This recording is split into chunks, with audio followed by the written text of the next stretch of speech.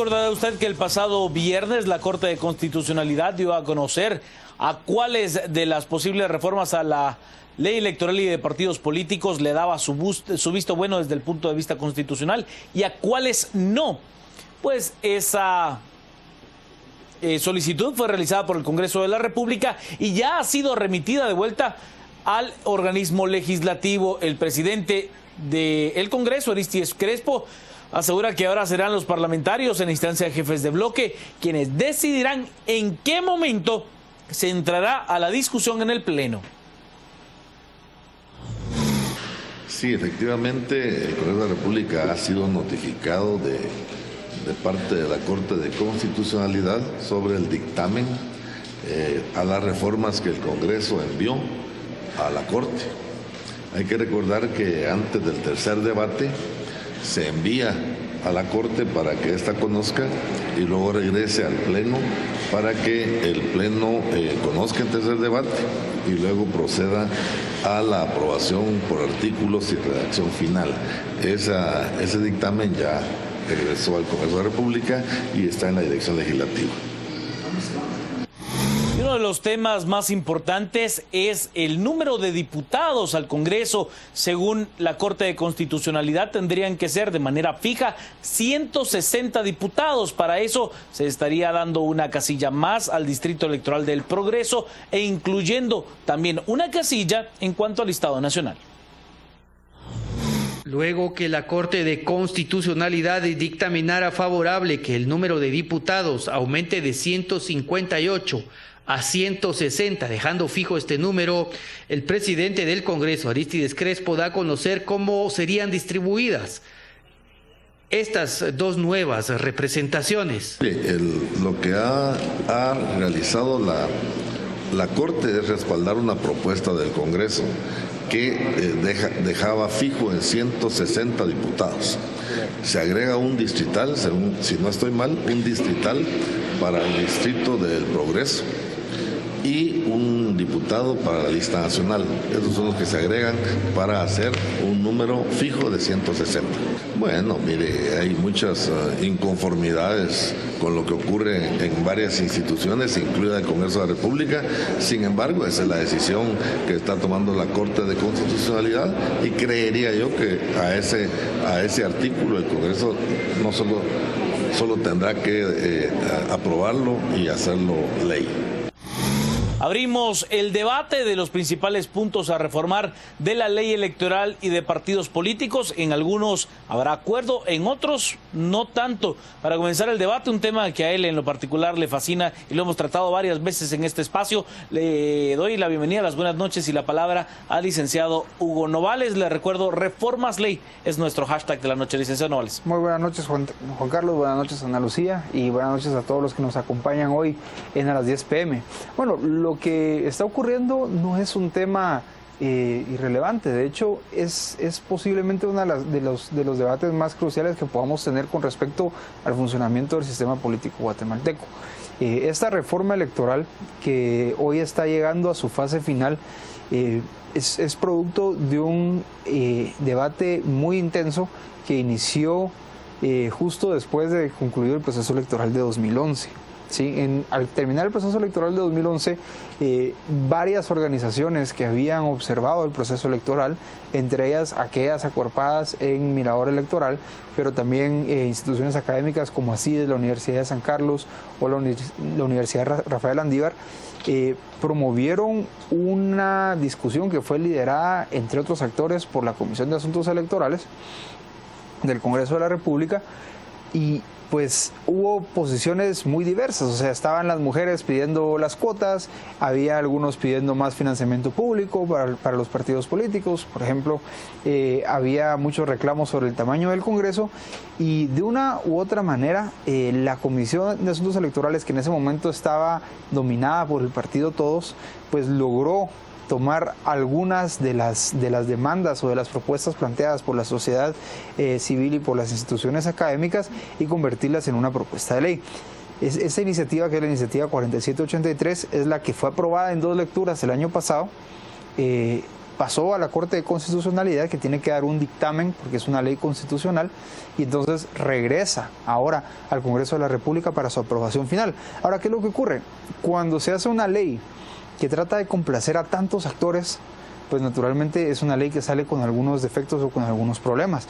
Y de hecho vemos que en varios de los artículos la Corte de Constitucionalidad falló desfavorablemente, o en otros falla favorablemente, pero hace algunas salvedades y dice bajo qué condiciones puede aprobarse un artículo de este tipo. Seguramente vamos a poder ahondar que principalmente de los puntos desfavorables, quizás el más importante es el financiamiento público, al que sí le da visto desfavorable. De hecho hay dos disposiciones de financiamiento público planteadas en la... Sí, uno mediático y otro en cuanto al costo de la deuda política. Uno para financiamiento ordinario, digamos, para las actividades ordinarias de los partidos, y otro para el financiamiento de la campaña. Claro. Entonces, el de la deuda política actualmente se dan $2 por voto contabilizado. Exacto, al 5%. Exacto. Esto en 2004 era 2 quetzales, o sea, ya lo multiplicamos por 8. Ahora esa cifra, que es 8 veces más grande que la anterior, la estábamos multiplicando por 2. O sea, tendríamos hoy 16 veces más financiamiento público del que teníamos cuando la ley fue diseñada en 1985, que es una cifra astronómica. Lo interesante de esto es que la Corte de Constitucionalidad viene y dice, miren, esto no se puede hacer porque impactaría negativamente en las finanzas del Estado. Sin embargo, no dice lo mismo en cuanto al financiamiento de campaña, que de hecho es más oneroso. O sea, el gasto de los partidos políticos en medios de comunicación es mucho más alto que lo que se gastan en 4 años recibiendo la deuda política, que es para su funcionamiento, para hacer sus asambleas, actividades de formación, etc. Entonces, a mí me extraña un poco el razonamiento de la Corte de Constitucionalidad, pero su criterio tendrán en el sentido de venir y dejar uno, pero quitar el otro.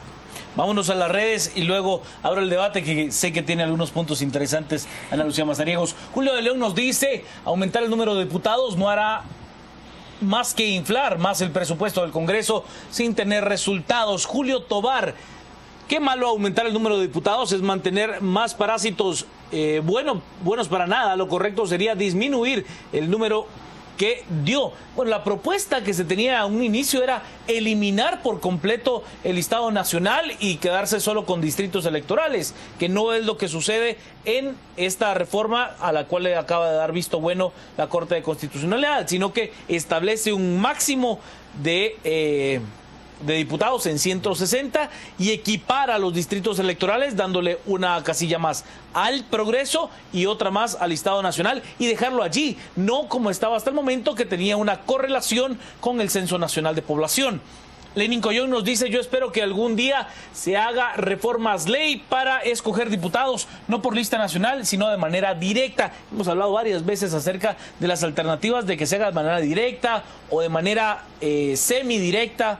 Hay algunas otras alternativas. La Sopa nos dice, reformas ley, no, por favor, no más diputados para el Progreso, con uno basta para no progresar, nos dice la Sopa. Byron Guzmán, no es posible, vergonzoso es lo que ella plantea, lo que él plantea. De acuerdo, sí, pero la distribución no, limita la participación, es lo que dice Julio. Lisset, reformas ley, es lamentable que den prioridad a reformar esta ley.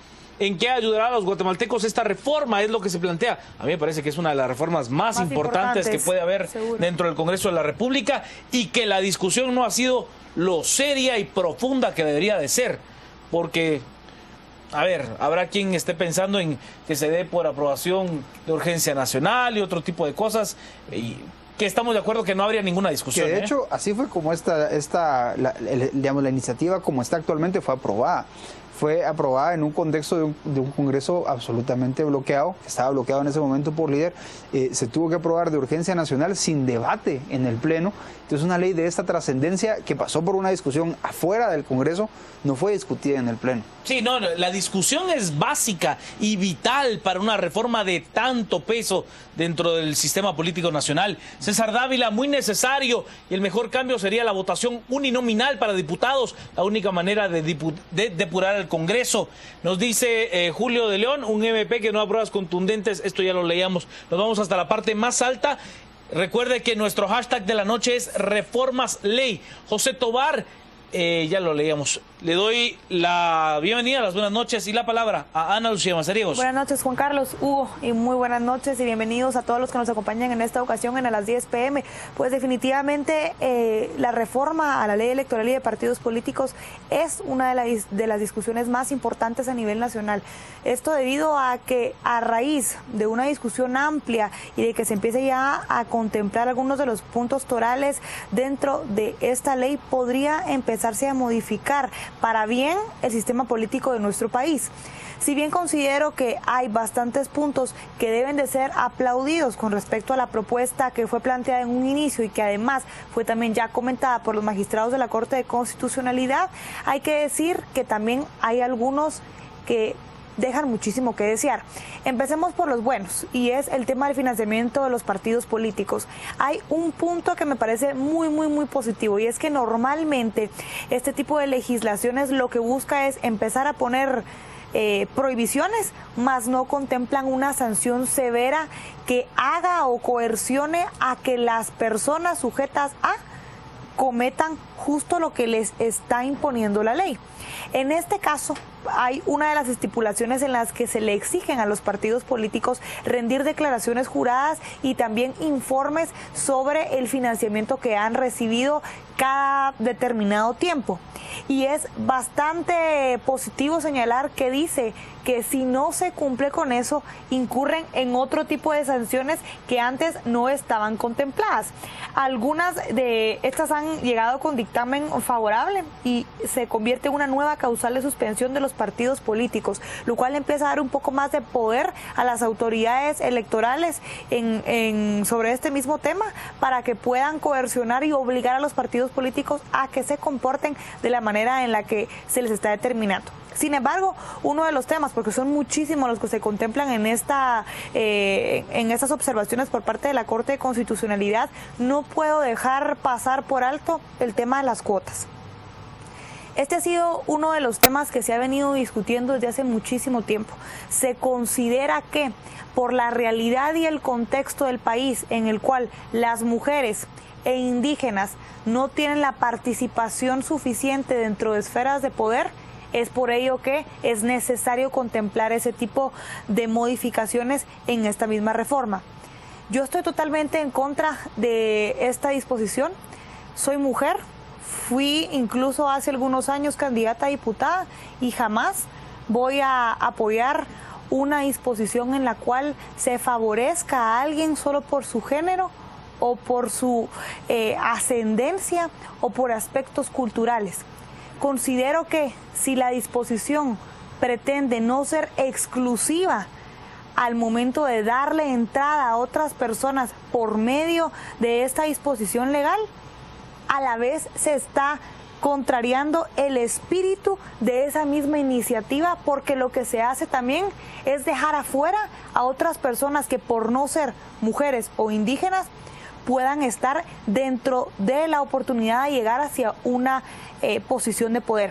Lo más preocupante de todo esto es la fase en la que esta misma parte dice que la participación equitativa de hombres y mujeres, ninguno de los géneros podrá tener una representación inferior al 30%. Ok, se logró incluso que no fuera el 50% como inicialmente se había planteado. Pero lo preocupante es que dice, tampoco podrán ser postuladas más de 2 personas del mismo género de manera consecutiva. Entonces me pregunto yo, ¿qué pasa si entonces son 4 mujeres? Exacto, no casan los números con el 30%. Por un lado, exactamente, porque tiene que ir también conforme a los distritos y listados de cada una de las localidades, pero también por otra parte, ¿qué pasa entonces cuando existen 4 mujeres que son súper capaces, que tienen representatividad con el grupo al que representan y que no pueden tener una posición favorecedora, por así decirlo, debido a que no pueden ser del mismo género los que vayan en el listado? Entonces, si bien ya sabemos todos que cada uno de los distritos electorales tiene determinada participación en número para poder tener un curul dentro del Congreso de la República, vuelvo a lo mismo. El espíritu de la ley, que es ser inclusivo, se convierte en algo exclusivo, porque lo que hace es sacar de la contienda a aquellos que, por capacidad, pudieran estar ahí. Ahora el contraargumento pudiera ser, es que aunque hayan mujeres capaces, no tienen la oportunidad de adentrarse dentro de una curul o una posición que se acerque a estar en una posición de mando. Sin embargo, entonces ahí es lo que tenemos que empezar a considerar nosotros. ¿Son estas las reformas las que realmente llegan a modificar el fondo de esto o solo modifican forma y cumplen con pactos o compromisos con otros sectores? Porque entonces la reforma, y creo que coincido con eso, con Hugo, debe de ir desde la institucionalidad y las bases de un partido político para que sea la institución la que elija quiénes van a tener una posición más privilegiada. La institución desde las bases, exacto, no como es en este instante, que es el Comité Ejecutivo Nacional, como mucho, sino el dueño de la ficha política, quien usted,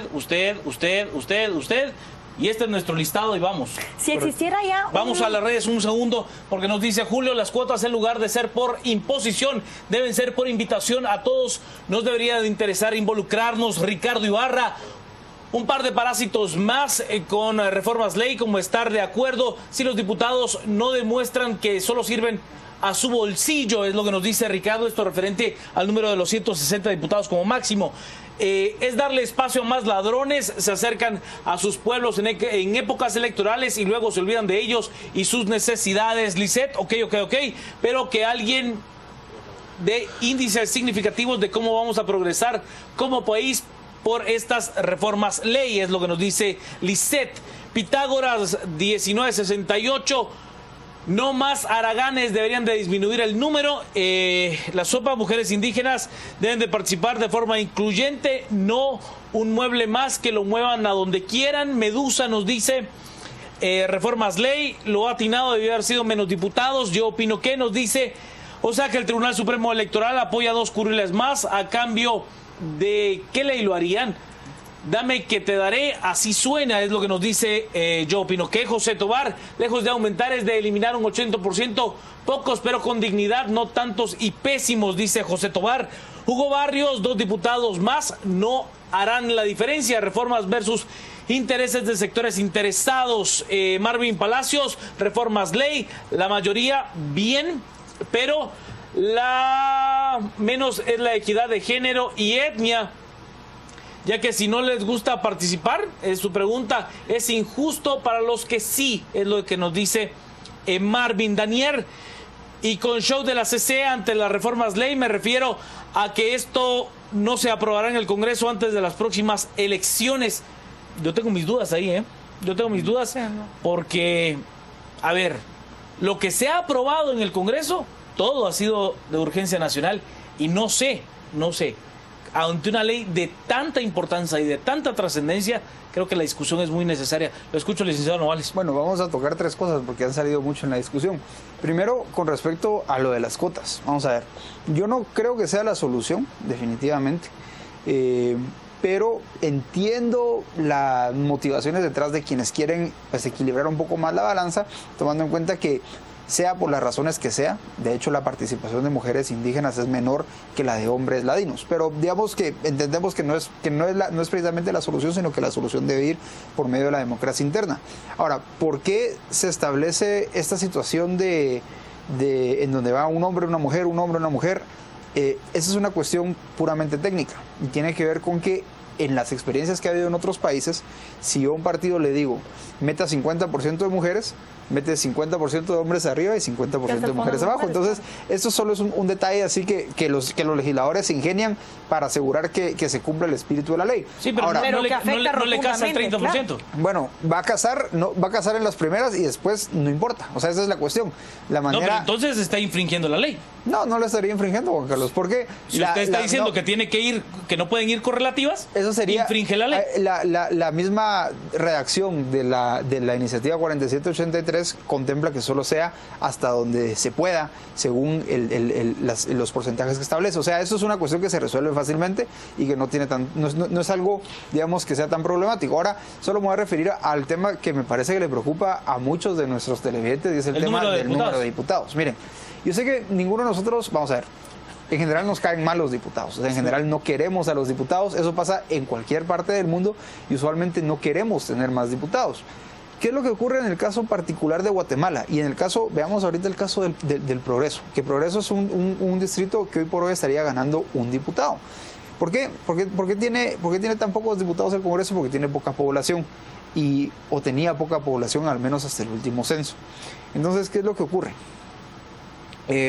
Si hoy, digamos, como estamos, solo con un diputado en el Progreso, hay 4 partidos, y una persona obtiene el 25% de los votos, o el 26% de los votos, esa persona gana. Y estaríamos hablando de que hay 74% de personas que quedan sin representación.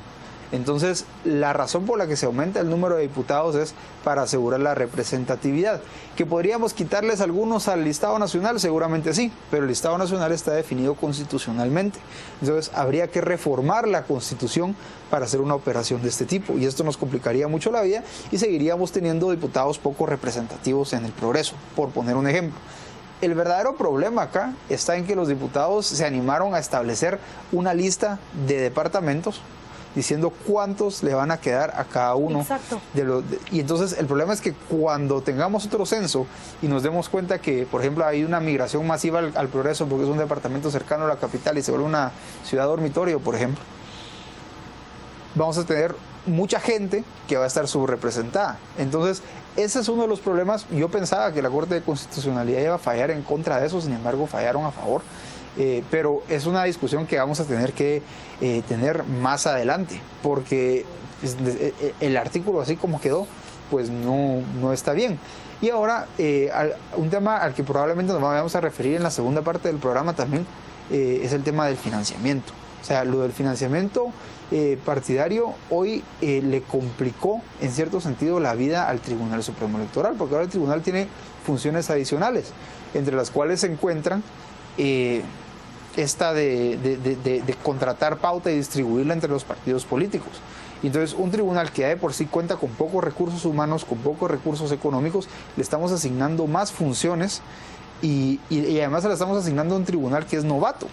Entonces, lo vital en esta reforma, que todavía puede modificarse, que los diputados todavía tienen la oportunidad de cambiarla en sus curules, adaptándola a lo que está proponiendo la CC, es que la reforma sea escalonada, en el sentido de que se establezcan qué disposiciones se van a cumplir a partir del próximo proceso electoral, que es ya en 2015, en menos de un año, y qué disposiciones se van a cumplir después. Porque, por ejemplo, a un Tribunal Supremo Electoral nuevo, o sea, que acaba de llegar, de los cuales solo una de las personas tiene experiencia electoral, que es el magistrado Julio Solorza, le vamos a pedir que organice elecciones en el extranjero.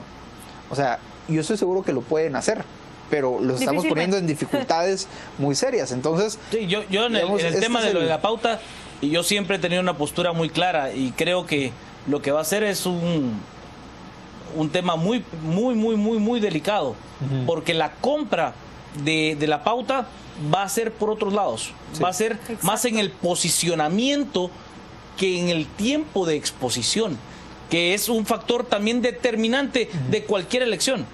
El mayor caso visto en América Latina en los últimos años es el de Enrique Peña Nieto. Exacto. La forma sistemática en la que fue colocado en los diferentes espacios de manera selectiva es un y que no es gratuito. No, por supuesto. No, y aquí fallaron los legisladores en ese sentido, porque lo que se debe hacer es más de lo que decía Ana Lucía hace un momento, que se hizo un poquito, se mejoró un poco, pero no tanto, y es asegurar que el Tribunal Supremo Electoral tenga la capacidad de fiscalizar el financiamiento de los partidos políticos, la plata que entra y la plata que sale. Obviamente, situaciones anómalas como la que ocurría en el caso de la relación entre Televisa y Peña Nieto, pues son muy difíciles de detectar por muy fuerte que sea el órgano electoral. Pero digamos que debe ir en esa dirección también. Hoy por hoy le vamos a dar a los partidos más recursos, le damos más recursos públicos, ¿sí? Pero no estamos dándole al tribunal los mecanismos para fiscalizar que además de esos recursos públicos no usen otros. Vamos a seguir con el mismo hashtag, vamos a hablar de otro aspecto de esta reforma ley. Solo vemos qué es lo que se dice en las redes. Nos dice Marvin Palacios, ojo que si se aprueba de urgencia nacional, algunos partidos quedarían fuera por el aumento en afiliados del 0,35 al 0,5 reformas ley.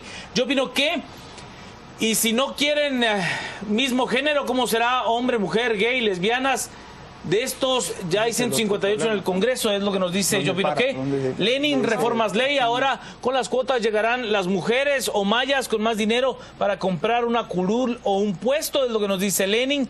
Requieren de calidad y no de cantidad, es lo que nos dice Fernando. Edu, debe llegar quien es capaz por cuotas, es la pregunta. Dejar una persona de un género y quitar a otra más capaz solo por llenar la cuota, es la pregunta de Edu, que era a lo que se refería a Ana Lucía. David Castillo, reformas ley, en lugar de aumentar el número debe de disminuirse a 2 por departamento para no tener que mantener a tanto vago, es lo que nos plantea David. Ricardo nos dice, eso sería igual a pedir una cuota por edad, profesión, color, que participe quien pueda, quien quiera, según su capacidad. Vitamina K, reformas ley, la reforma tiene que tener una base sólida y un porqué, es lo que nos dice Lisset. Totalmente de acuerdo respecto a las cuotas de participación. Allí vemos cómo no saben armar buenas reforma ley, es lo que nos dice Julio. Más que implementar cuotas, deberían de prohibir vender los puestos de los partidos políticos. Medusa nos dice, reformas ley, en contra de cuotas, se supone que debe de haber igualdad de oportunidades, fomentar la segregación, nos dice, fomenta la segregación, nos dice Medusa. Daniel nos dice, ¿y qué hay en la reforma ley para evitar el transfugismo? Darle curul al partido y no al diputado puede ser que no se apruebe. Melvin Marroquín, la transparencia del sistema político depende de las reformas ley, pero no es el Congreso quien debe de hacer las enmiendas. Lamentablemente nadie más las puede hacer. Así de sencillo. Vamos a la pausa, le voy a presentar noticias y vamos a seguir con el mismo hashtag de la noche y veremos otras aristas de esta reformas ley.